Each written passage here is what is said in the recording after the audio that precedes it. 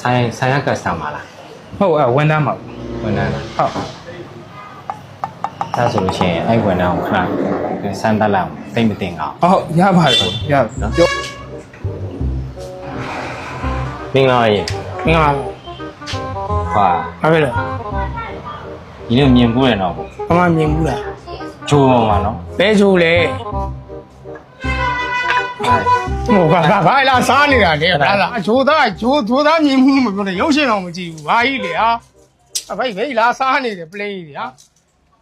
ဘာလေ ဆိုင်ပိုင်ရှင်ဒီလူကတော်တော်အနေရရှိရနော် ဘာအနေရရှိတာ ဆွနင်းမုံနဲ့ပန့်တာဂျိုသားဖြစ်မဲ့ဟာ မဖြစ်နိုင်တာဂျိုးသားအပြင်မှာရုပ်ရှင်တော့မကြည့်ဘူးပါဘူးဆိုမှ ဝန်ထမ်းရောင်ဆောင်တာတော်တော်အနေ ဘရာသာမှားနေပြီနော် ကြားပြီလားဂျိုသားအစ်စ်ပဲရှင်ခဏခေါ်မရအောင်ဆိုင်ရှင်ခဏဝင်လာခဲ့ပါဦးဟာဆိုင်ရှင်